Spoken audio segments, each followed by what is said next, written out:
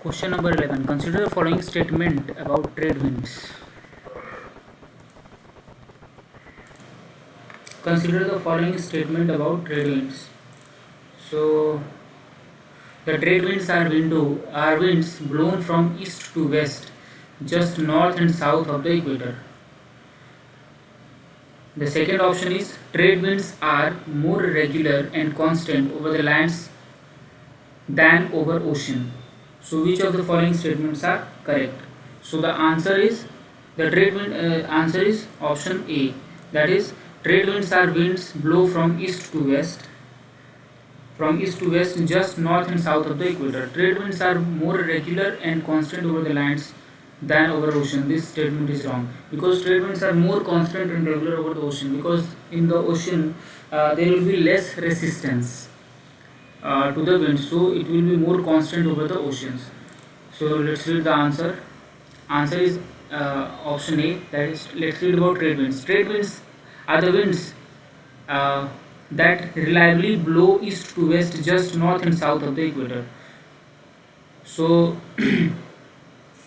I'll show you on the map trade winds.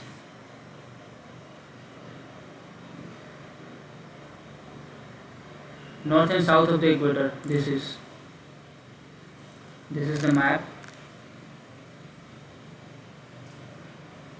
So these are the trade winds: 0 degree to 30 degree, 30 to 60 degree. So this is the westerlies, which is running from west to east, and this is running from east to west, and again this is running from east to west. Southeasterly trade winds and northeasterly trade winds, and these are the westerlies. So this clearly shows about the trade winds. In this map you can say this is intertropical convergence zone. Horse latitude 0 to 30 degree. Above 30 degree it is called horse latitudes, and polar front, and this Hadley sail is made over here between ITCZ and horse latitude, then Ferrel sail, then polar sail. So this is about trade winds. So basically the trade winds blow east to west, just north and south of the equator. So it blows between the 0 degree and 30 degree. 0 to 30 degree generally these trade winds blow. Okay, so there is more or less regular inflow of winds from subtropical high pressure belt to equatorial low pressure belt. So air moves from high pressure to low pressure. So there is a regular blow of wind from subtropical high pressure belt to the equatorial low pressure belt. So near the equator the pressure is low, and near the subtropical region pressure is high. So the air blows from high pressure belt to the low pressure belt. So that's why this thing is there. Here.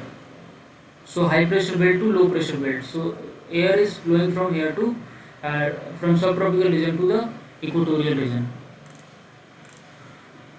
So these tropical winds have northeasterly direction in the northern hemisphere, while they are southeasterly direction in the southern hemisphere. So in northeasterly direction in the northern hemisphere and southeasterly direction in the southern hemisphere. The polewards part of the trade winds or the eastern side of the subtropical anticyclones are dry because of the strong subsistence of air currents from above, because of the dominance of anticyclonic conditions. Okay, on the other hand, the equatorwards part of the trade winds are humid because they are characterized by the atmospheric instability and much precipitation, as trade winds blow over the oceans, pick up the moisture. So basically it is talking about this region.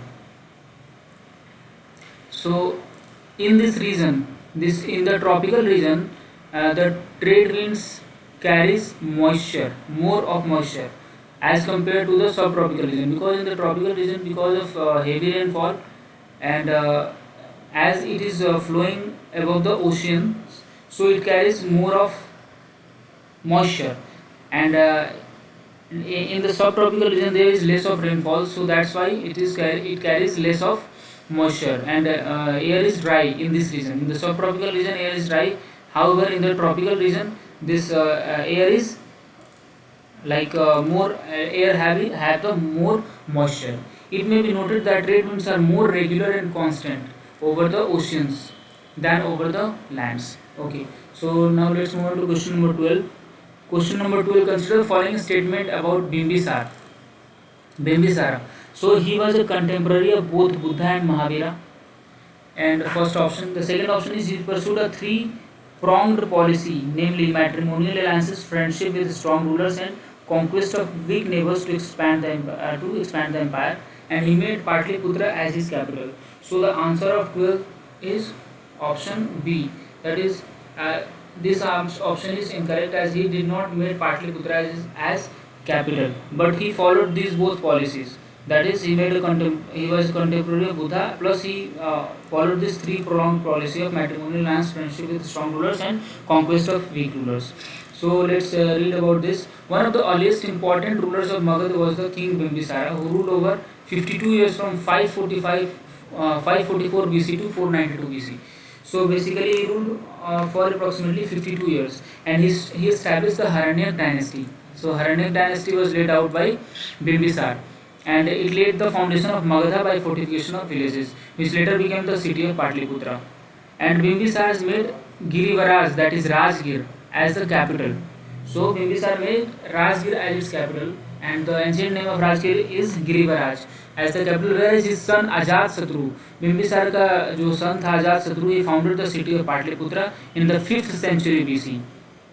It was Uday, and also known as Udayin, the son of Ajat Satru, who made it the capital of Magad. So it was Udayin who made the Patliputra as capital of Magad for the first time, and Bimbisar made his capital as Rajgir.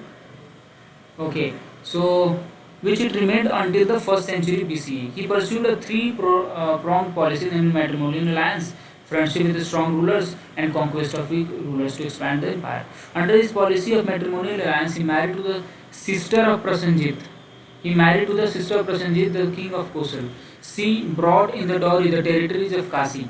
So Bimbisar brought in the dowry the territories of Kasi, and he yielded a revenue of 1 lakh coins. The control over Kasi and friendship with Prasenjit allowed Magadha to concentrate on other areas. His other wives were daughters of the chiefs of Lichvis and Madara. So he has also married to the to the daughters of chiefs of Lichvis. Lichvis were the very powerful ruler at that point of time, and Madra, that is Middle Punjab rulers. He married to the daughters of Middle Punjab rulers as well. So he also conquered Anga by defeating its ruler Brahmadat. So he conquered Anga by defeating the Brahmadat.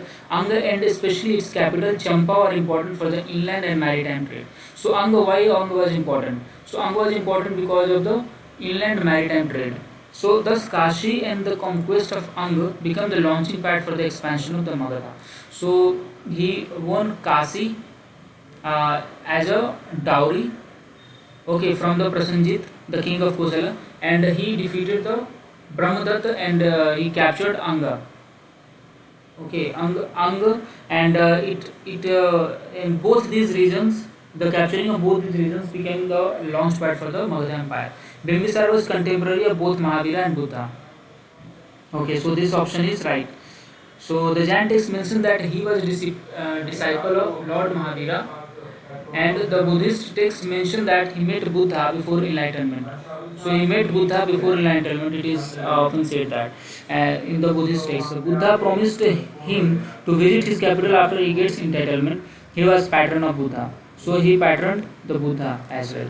So this is question number 12, and let's read the question number 13. Question number 13. In the context of development resulting in the growth of militant nationalism, arrange the following events in the chronological order. So which of these events happened for the first time? That is passage of Official Secrets Act, or the deportation of Natu brothers, and Indian Council Act of 1892. Which event we have to arrange this in chronology of events? So the answer for this question is option B. So the Indian Council Act was passed in 1892, and then deportation of Natu brothers, and then passage of Official Secrets Act. So let's read about this. So the political events between 1892 and 1905 disappointed the nationalists and made them think of more radical politics called as extremist or militant nationalism. So before 1905, there was a faction in the Congress which does not supported the extremist tendency, and they were believe that English will provide them some sort of self governance, and that they will demand through pen, rather than sword.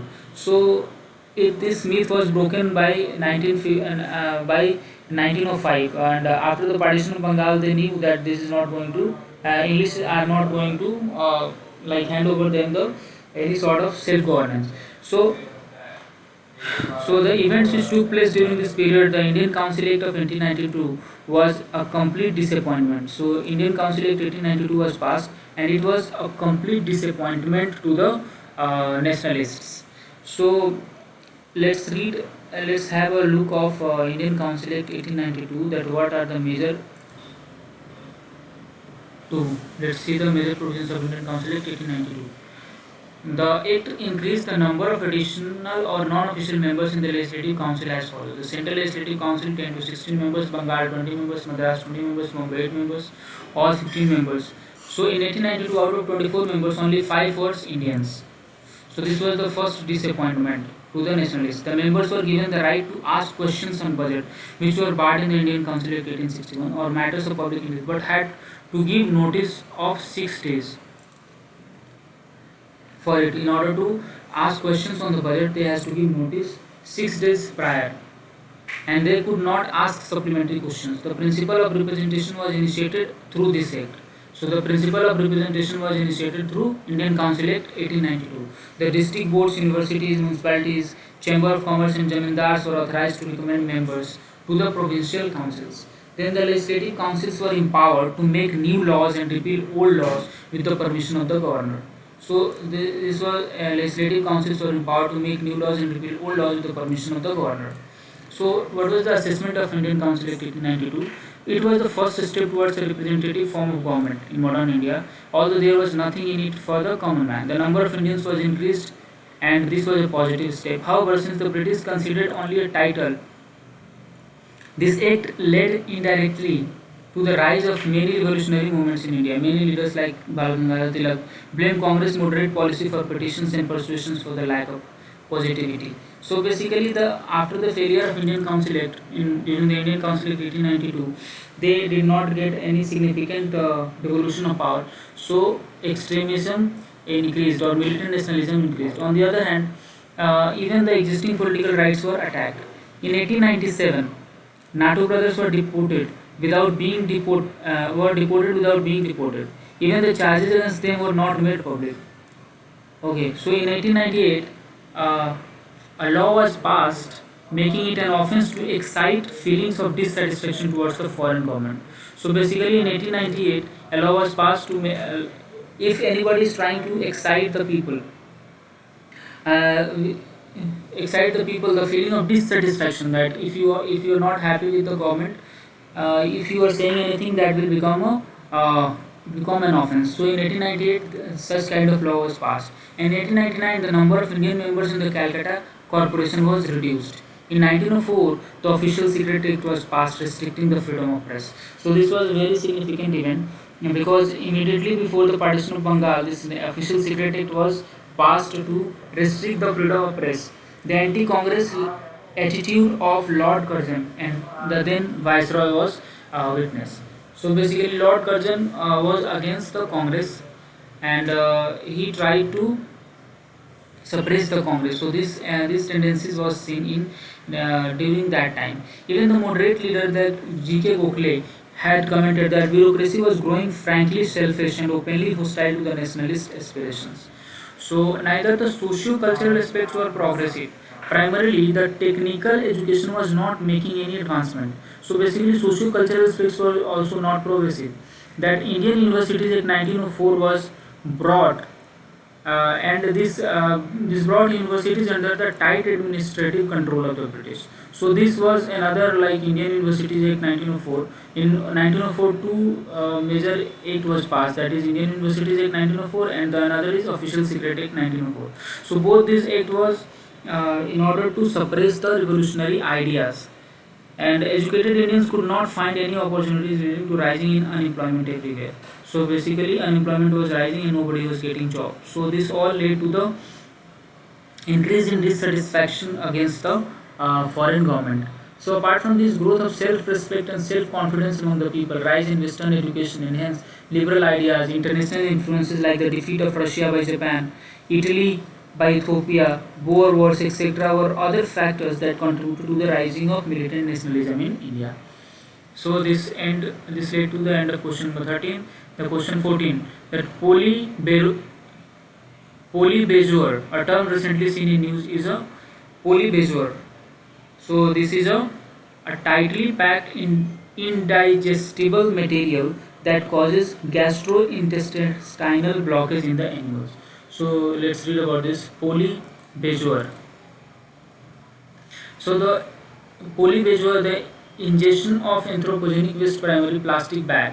So let's see the picture first. Polybezoar.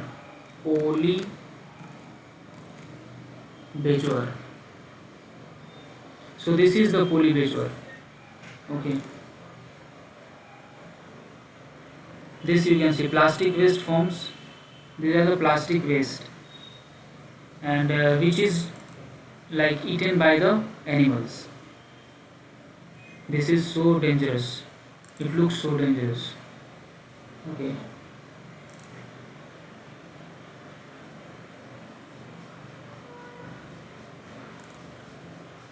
So now let's read about this. Polybezoars.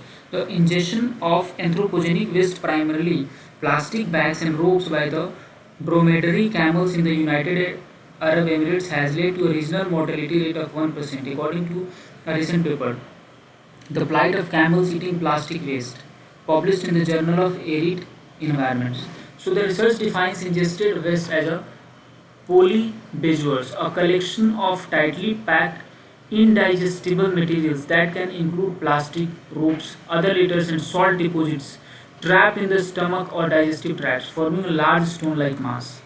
So basically this you can see that this is large stone-like mass is there. Okay, so these are the polybezoars. So polybezoars lead to the gastrointestinal blockage, sepsis from increased gut bacteria, dehydration and malnutrition in the ruminants. So polybezoars can block intestinal and leak toxins, or simply give camels a false sense of fullness. So they stop eating and slowly starve to death. So basically when polybezoars is there in their intestinal, the camels will feel that they are not hungry, and slowly they will starve to death. The ingestion of anthropogenic waste, primarily plastic bags and rope, by the dromedary camels in the UAE has led to the regional mortality rate of 1%, according to the recent paper.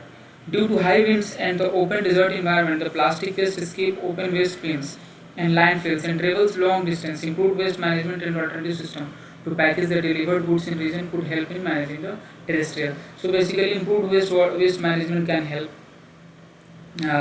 to save the camels from this plight of polybezoars.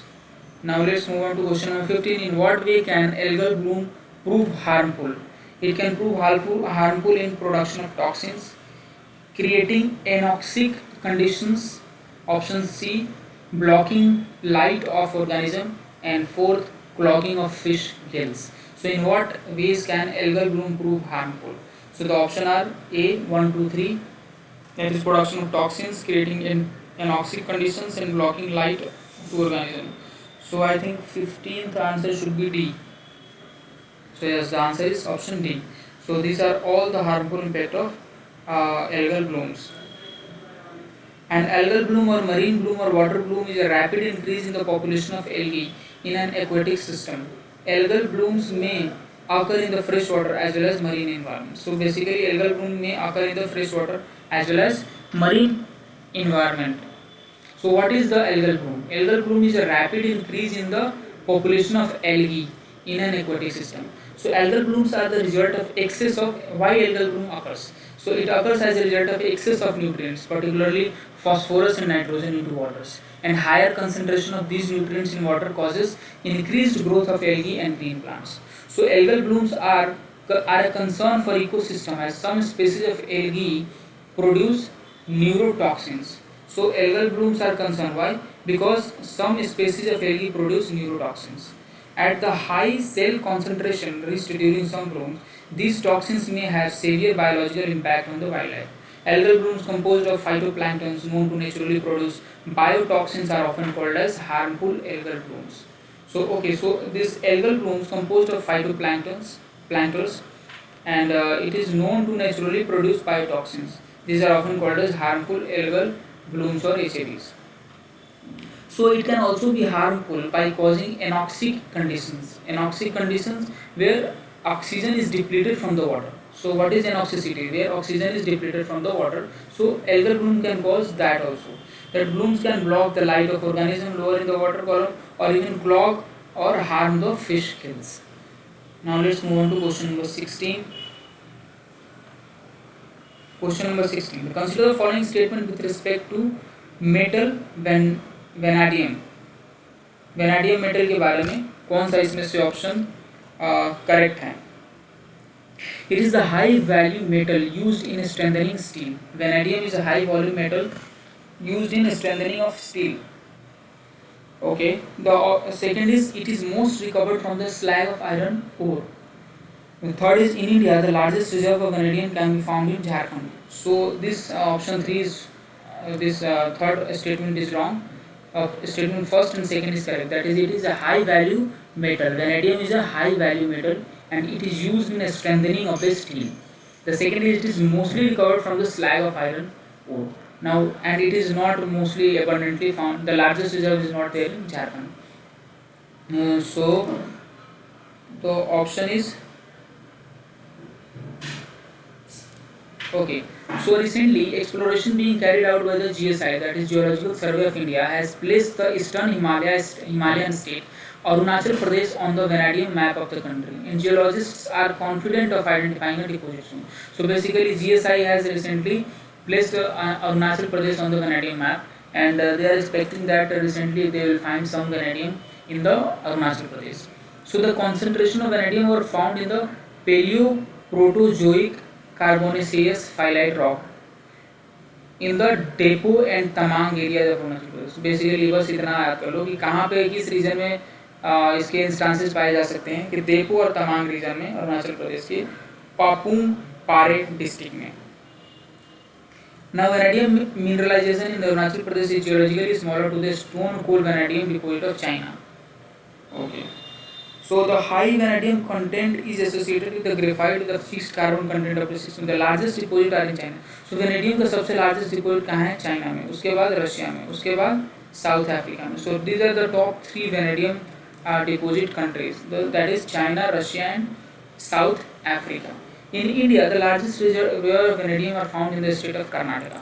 India में सबसे ज़्यादा vanadium कहाँ पाया जाता है? कर्नाटका में, ना कि झारखंड में, जो कि ऑप्शन में था. सो कर्नाटका में पाया जाता है सबसे ज़्यादा वेनेडियम, और दूसरे नंबर पे है महाराष्ट्र में, और तीसरे नंबर पे है उड़ीसा में. अब आते हैं it is recovered as a by product from the slag collected from the processing of vanadiferous magnetite ores, that is iron ore. So iron ore के स्लैग से ये लाइक इसको बनाते हैं, ठीक है, vanadiferous magnetite, that is iron ore को जो उसके स्लैग से कलेक्ट करके हम ये वेनेडियम बनाते हैं. Vanadium is in its purest form is soft grey and ductile element primarily derived from the mined iron ore. So vanadium क्या होता है कि सॉफ्ट होता है, ग्रे होता है, डक्टाइल होता है. Initially it is a high value metal used in strengthening steel and titanium. So एक काफ़ी हाई वैल्यूएबल मेटल है. स्टील और टाइटेनियम का स्ट्रेंथ को बढ़ाने में मदद करता है. It alloys are durable in extreme temperatures and environments and are corrosion resistant. इसके अलॉयज कोरोजन रेसिस्टेंट होते हैं. ओके. और in addition it improves the tensile strength of the steel. Okay. India is a significant consumer of vanadium but is not a primary producer. India significant consumer तो है but producer नहीं है. According to the data provided by GSI, India consumed 4% of about 84,000 metric tons of vanadium produced across the globe. China, which produces 57% of the world's vanadium, consume 44% of the vanadium.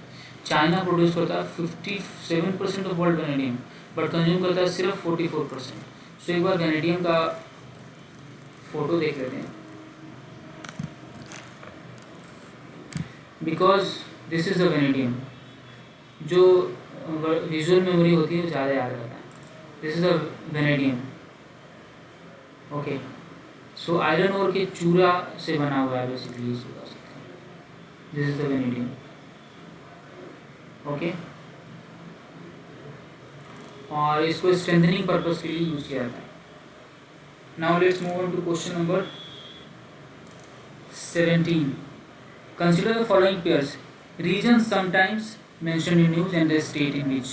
Tawang region. Tawang region is there in Arunachal Pradesh. Naku La is in Sikkim and Demchok in Ladakh. So इसमें से कौन सा pair सही है? So the answer of this question is option D. That is तीनों pair सही है. अब ये न्यूज़ में क्यों था इसको पढ़ लेते हैं. रिसेंट कॉन्टेक्स्ट क्या था कि in the month of May 2020, border tensions between China and India comes to forefront once again following the ongoing standoff between India and the China in the north, Sikkim and the Ladakh regions across the line of actual control. So this standoff was taken off at Pangong So Lake in Ladakh on May 5 and Naku La in Sikkim on May 9, and it had led to injuries and caused by aggressive behavior on both the sides. So basically the Pangong So Lake Ladakh में, वहाँ पे और नाकुला सिक्किम में, और वहाँ पे aggressive behavior on both sides देखने को मिला था. Recent areas of stand-up between the two nations are Aksai Chin, और कहाँ पे Aksai Chin region में, Demchok region of part of Ladakh Union Territory region, while the Nakula is located in the Sikkim. So इन जगहों पे ये stand-up देखने को मिले थे. इस मैप पे आप देख सकते हैं. So this is the Aksai Chin region जिसको चाइना ने अभी ज़बरदस्ती हथियाया हुआ है. And this is Depsang, this is Galwan Valley, this is the Galwan Valley, and this is Hot Spring region, and this is Pangong So Lake, and this is Demchok. Okay, and this is Chumar. So these are the disputed areas जहाँ पे अक्सर dispute होते रहते हैं. So about India-China border के बारे में थोड़ा सा पढ़ लेते हैं. This border between India and China is not clearly demarcated throughout, and there is no mutually agreed line of actual control. The LAC is the demarcation and separate Indian control territory from the Chinese control territory. India considers the LAC to be 3,488 kilometre long, while the Chinese considers it to be only about 2,000 kilometre long. So India इसको 3,488 kilometre बोलता है, जो Chinese बोलते हैं कि नहीं सिर्फ 2,000 kilometre है ये लाइन ऑफ एक्चुअल कंट्रोल, ये वाला रीजन. ठीक है. तो this is the conflict. The LAC divides into 3 sections, that is western, middle and eastern region. The western region, the western sector, that is Ladakh, it pertains to Johnson line proposed by the British in 1860s. The boundary dispute in the western sector, जो western sector में boundary dispute है, and it pertains to the Johnson line proposed by the British in 1860s that extend up to the Kunlun mountains and put Aksai Chin in the then princely state of Jammu and Kashmir. Okay, so Aksai Chin उस time के Jammu and Kashmir जो princely state था उसका part था. ये कौन सा Johnson line ने इसको प्रपोज किया था, कब? 1860s में. India use the Johnson line and claimed Aksai चीन एज इट्स ओन. तो इसी जॉनसन लाइन को इंडिया ने एक्सेप्ट किया है और उसको बोलता है कि अक्साई चीन हमारा है. ठीक है. China however do not recognise it and instead accepts McDonald line which puts Aksai Chin under its control. तो चाइना मैकडोनल्ड लाइन को मानता है और इंडिया जॉनसन लाइन को मानता है. Okay, so this is the region of dispute.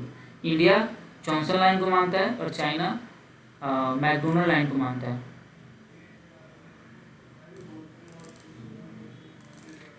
So in the middle sector, that is Himachal Pradesh and Uttarakhand sector, this dispute is a minor one. Here LAC is the least controversial, except on the precise alignment to be followed in the Barahoti plains. India and China have exchanged maps on which they broadly agree. Okay, so the dispute boundary in the eastern sector, that is Arunachal Pradesh and Sikkim, is over the McMahon line. Eastern sector में McMahon line के ऊपर है. In Arunachal Pradesh, decided in 1914 in a meeting of representative of China, India and Tibet in Shimla. Though the Chinese representatives at the meeting initiated the agreement, they subsequently refused to accept it. The Tawang Tract, claimed by China, was taken over by India in 1951.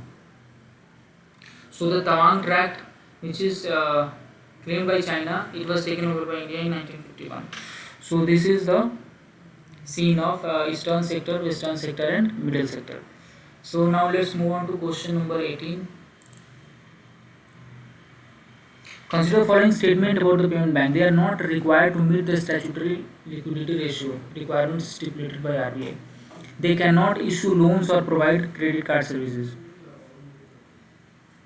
They are not permitted to establish their own ATMs. So इसमें से कौन सा statement गलत है? सो I think इसका सारे ही statement गलत हैं क्या? नो, इसका स्टेटमेंट 1 and 3 गलत हैं. And they cannot issue loans or provide. Okay, this statement is correct actually. So they cannot issue loans or provide credit card services. Okay. Now let's see the answer. The payment bank. The payment bank will be registered as a public limited company under the Companies Act 2013 and licensed under Section 22 of the Banking Regulation Act. So payment bank क्या है? एक public limited company है, company Act 2013 के under में बना हुआ है और बैंकिंग रेगुलेशन एक्ट से इसको पावर मिलता है और इसके स्पेसिफिक लाइसेंसिंग कंडीशंस और रेस्ट्रिक्शंस हैं, जो कि जो रेस्ट्रिक्शंस है वो mainly acceptance of demand deposit और provision of payment remittance services के ऊपर हैं. It will be govern by the provision of banking regulation act 1949. सो कौन से एक्ट से गवर्न करेगा? बैंकिंग रेगुलेशन 1949 से, आरबीआई एक्ट 1934 से, फेमा 1999 से और payment and settlement services act and deposit insurance guarantee under. So basically इतने सारे एक्ट से गवर्न करेगा. अब इसका देखते हैं कि द पेमेंट बैंक के ऊपर क्या रेस्ट्रिक्शंस हैं. The payment bank will be set up as, पहली बात तो ये डिफरेंशिएटेड बैंक की तरह सेटअप किया जाएगा. ठीक है. एंड डिफरेंशिएटेड बैंकिंग कौन सी कमेटी ने सजेस्ट किया था? आई थिंक ये पीजेनाई कमेटी थी. ठीक है. Differentiated banking was suggested bye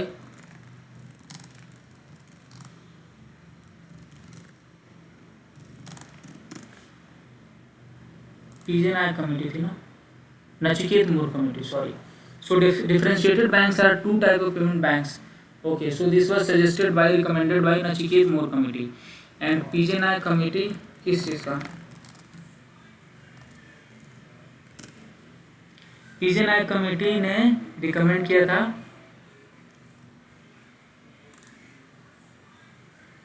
shareholding is not acceptable. So it said that if the dilution of shareholding is not acceptable, it should be possible to distance government from management of the banks. Okay.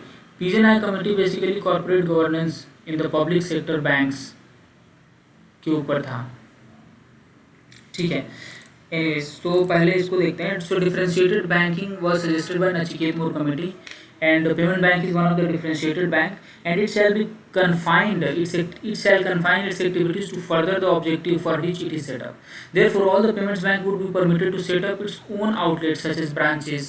So सारे payment bank अपना branch खोल सकते हैं, ATM खोल सकते हैं या business correspondents को अपॉइंट कर सकते हैं और ये सिर्फ सर्टेन एक्टिविटीज़ ही परमिटेड रहेंगी इन सारे बैंक में, जो कि बैंकिंग रेगुलेशन एक्ट में लिखा रहेगा.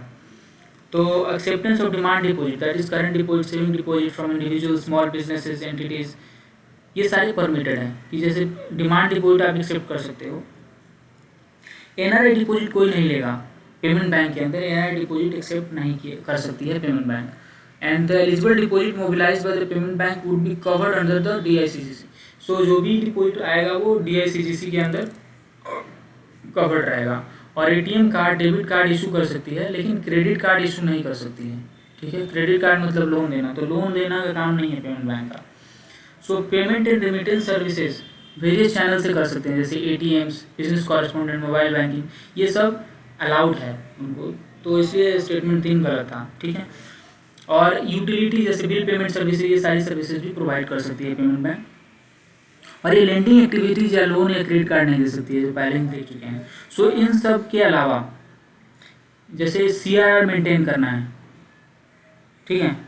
सो apart from amount maintained as CRR, with RBI on its outside demand and liabilities, it will be required to invest 75% of its demand deposit balance in the government securities or treasury bills with maturity up to 1 year that is recognized by RBI as eligible security for maintenance of SLR, and hold maximum 25% of current and time fixed deposit with a scheduled commercial bank for operational purpose and liquidity management. So basically इसको SLR भी maintain करना है और CRR भी maintain करना है, और इसको 75% जितना भी इसका डिपॉजिट है उसको ऐसे सिक्योरिटीज़ में डिपॉजिट इन्वेस्ट करना है जिसको SLR के लिए मान्यता प्राप्त है. सो बेसिकली इसको SLR में भी मेंटेन करना है, इसलिए स्टेटमेंट वो गलत हो जाएगा.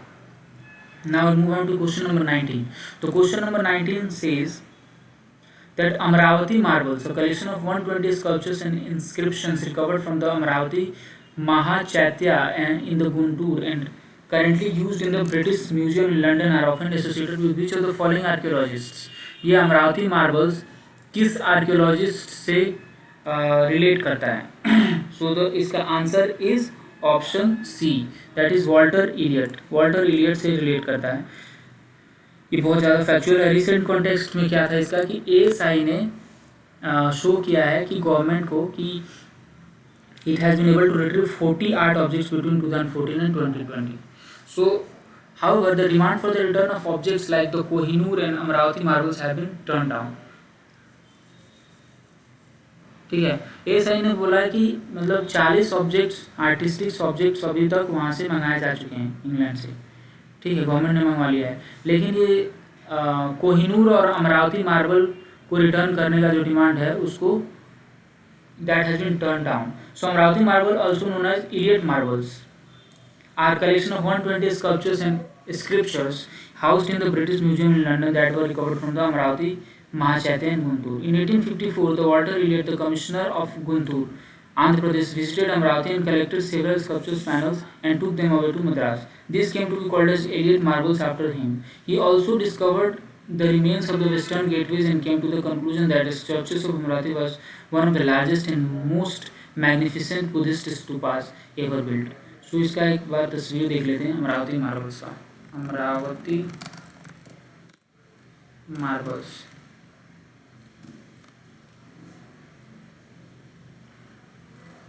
सो ये हैं अमरावती मार्बल्स. ठीक है, ये ब्रिटिश म्यूजियम में पड़े हुए हैं ये सारे स्कल्पचर्स, जिसको इलियट लेके गया था. ठीक है, these are the Amravati marbles के sculptures. ठीक है. Now let's move on to next question. The question number 20. The question number 20. Which of the following major areas of ravines and gullies in India? Which of the following are major areas of ravines and gullies in India? Yamuna Chambal zone. Ravines और gullies का कौन सा इसमें से major area? Punjab valley foothill zones, Chota Nagpur zone. सो तो 20th का answer है यमुना चंबल में रेवाइंस गलीज हैं क्या? पंजाब वैली फुटहिल्स में आई थिंक डी. 20th का answer should be D. No, 20th का answer is A. Yamuna Chambal में नहीं है रेवाइंस और gullies. Punjab and valley foothills में है और छोटा नागपुर जोन में है. Okay, now let's read about this. So soil erosion has become now one of the major environmental problems and a serious constraint for the agriculture production. There are many physical and social factors which determine the extent and severity of soil erosion. ठीक है. The principal physical factors are erosivity of rainfall. So कौन सा चीज़ है जो सबसे ज़्यादा soil erosion करता है? Erosivity of rainfall, erosivity of soil, severity of periodic floods, the length and steepness of the slope. The important social factors are deforestation, overgrazing, nature of land use and method of cultivation. Ravines, gullies, landslides are most serious, highly visible forms of land erosion. On the other hand, sheet erosion caused by rain and erosion due to winds is the least visible but equally serious. ठीक है, sheet erosion caused by rain and erosion caused by winds is least visible. So soil erosion by ravines and gullies is widespread in India. ठीक है, एक बार इसकी photo आप देख लें. ravines and gullies.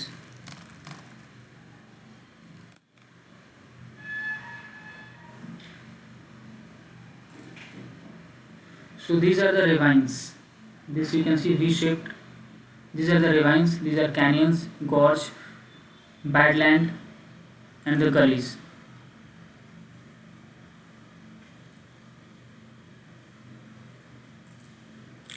Okay, so deposition version versus erosional landfall.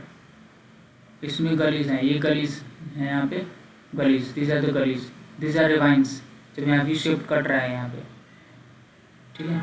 And this is deeper than gully, gully से ज़्यादा deeper होता है ravines. Okay, so this are the shapes, gullies background picture, this are the gullies. और हैं क्या gullies, Chambal ravines. Okay, so now let's read. So the soil erosion by ravines and gullies is widespread in India. It has been estimated that 3.67 million hectares of soil surface is damaged. There are 4 major areas of ravines and gullies in India. 4 major areas हैं। कौन कौन सी? Yamuna Chambal ravine zone, Gujarat ravine zone, Punjab Shivalik foothills zone and the Chota Nagpur zone. So option 1, 2 and 3 are correct. So 1, 2 and 3 all are correct, no? So 20th answer is D. Okay, so the answer is option number D. तो ये तीनों, Yamuna Chambal zone, Punjab Shivalik foothill zone, छोटा Nagpur zone, और चौथा कौन सा है? Gujarat ravine zone. So there are other areas of substantial ravine erosion in the Mahanadi Valley, Upper Son Valley, Upper Narmada and Tapti Valley, Shivalik and Bhabbar tract of Western Himalayas, foothills and edges of Ganga Khandar in the Western Uttar Pradesh. So these are the erosion. These are about erosion, soil erosion. So this end of question number 20.